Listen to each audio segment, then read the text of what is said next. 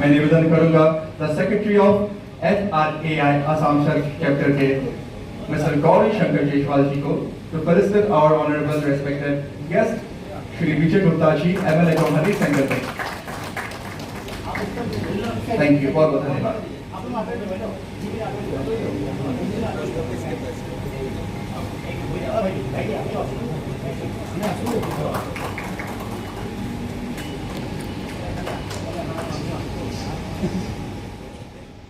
उसका है आज कोई भी नुक्कड़ या कोने में कोई भी दुकान में आप चले जाइए, you find an option to buy certain kind of goods जो कि चिप है या फिर आपका काउंटरफिटेड है या जो भी है, बट वो चीज जरूर हो सकता है, लेकिन indirectly it is affecting the actual business community.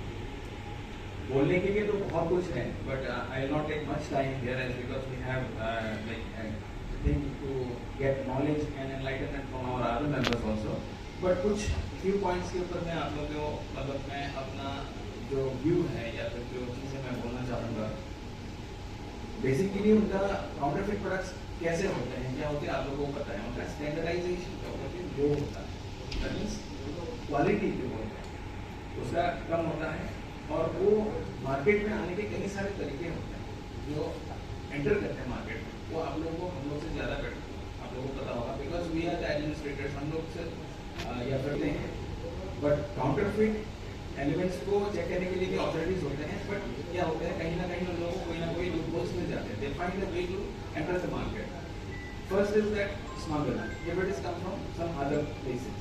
Second is that locally made but not following the authorized way of production and standardization of production. Third is that record is formed for marketing and taking these products to the public.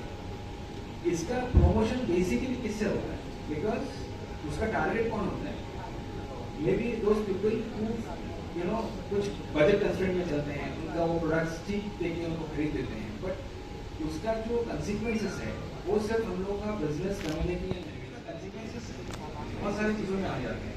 First is the safety of the products which is on the health of the users, मतलब उनका जो consequences है किसी के लोगों के health के ऊपर क्या प्रोडक्ट्स मतलब उसका इफेक्ट क्या हो सकता है। बेसिकली अगर आप मान लीजिए खाने के लिए कोई काउंटरफिट चीज़ आप लेते हैं, उसको कंज्यूम करते हैं, या फिर कोई प्लास्टिक ड्यूरेबल्स आप यूज़ कर रहे हैं, उसके यहाँ से जो रेडिएशंस आ सकते हैं, उसका जो threat to your health that can cause you malignant cells in your body, which can cause you cancer or something like that. ये सब चीज़ों का ही बहुत आफ्टर इफेक्ट रहता है कम्युनिटी, बिजनेस कम्युनिटी को इम्पैक्ट करने के साथ साथ में ये एज ए सोसाइटी को भी हमें सतर्क भी रहना है, सतर्क भी रहना है।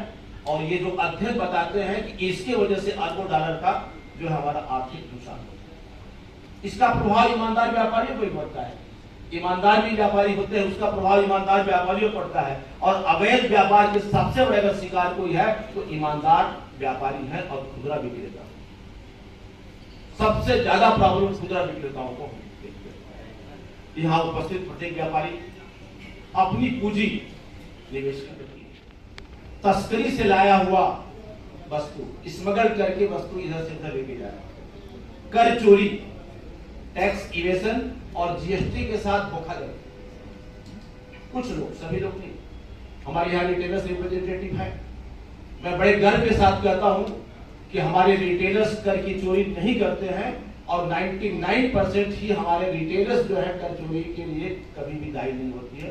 उसका दूसरा चैन होता है। आज चैन है रिटेलर्स, उसके ऊपर होलसेलर, उसके ऊपर डिस्ट्रीब्यूटर, उसके ऊपर मैन्युफैक्चरर और हम गवर्नमेंट एजेंसियां भी हैं। तो सब मिलाकर के इंटीग्रेटेड एक प्लेटफॉर्म है। तो वहां पे हमने ये सब हम देखते हैं। अवैध online market place, modern trade also, अनाधिकृत आपूर्ति श्रृंखलाएं, unauthorized supply chain, pirated software. आज मार्केट के अंदर में सॉफ्टवेयर है, pirated software and digital product, digital उत्पाद, नकली दवाइयां एवं स्वास्थ्य उत्पाद, मिलावटी खाद्य पदार्थ और उपभोक्ता वस्तुएं।